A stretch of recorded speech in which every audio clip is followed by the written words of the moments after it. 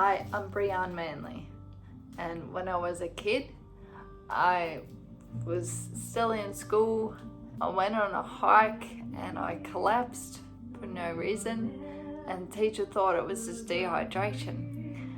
So fast forward about a year, I went to New Zealand. I was out of school and I was so excited to just eat everything in the world and do as much as I could to experience it. Then I thought I was getting a migraine after work one day. I had the flashes of light, the aura.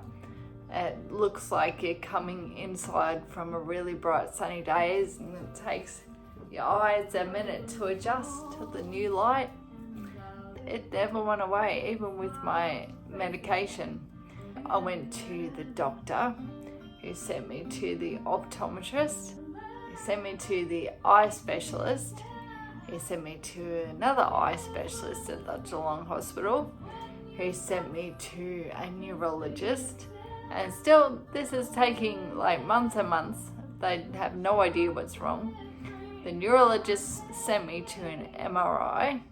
So I had 2 MRIs, and he said, if anything else goes wrong with your vision, I want you to go to the emergency department. He went on holidays.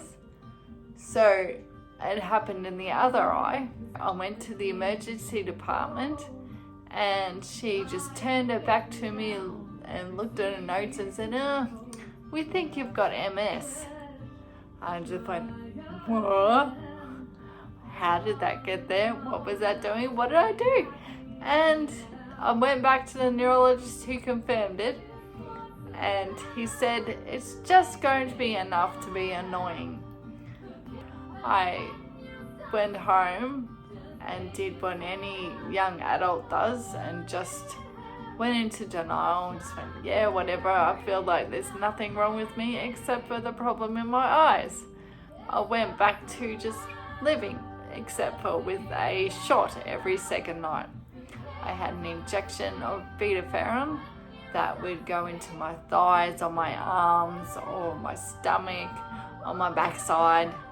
Whatever I felt like was the right course of action for that night. Years of this going on, I'm about 22 now, and I didn't want to have to put up with taking injections anymore. Thought, I don't know what this stuff is doing to me. It makes me feel horrible. I'm not coping very well. I don't know if it's going to react with me so that I wouldn't be able to have children. I gave it up. I didn't want to have it affect my life anymore. Giving it up for about 9 months, I started noticing that my legs were getting weaker. I was getting more and more tired. But I was always a very fit person.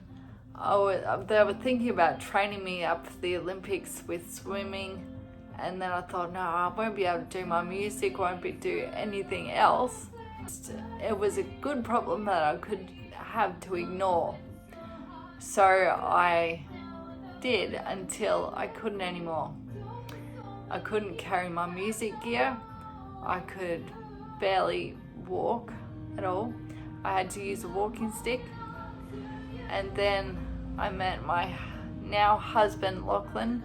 We were in a reggae band together. I used to play in his band, write my own music, play gigs. I've been all around Victoria, halfway up to New South Wales.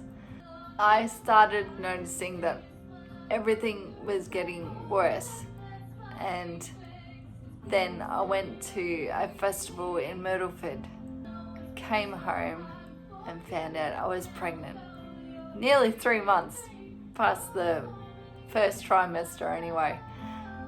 And I cried as much as I wanted to be a mum, which is the reason why I gave up my medication. I wanted to be a mum, and I thought, how am I going to carry this child? I can't even carry myself around. But it all worked out. I have 2 children now, Daniel and Jaden, and I am now stuck in my wheelchair.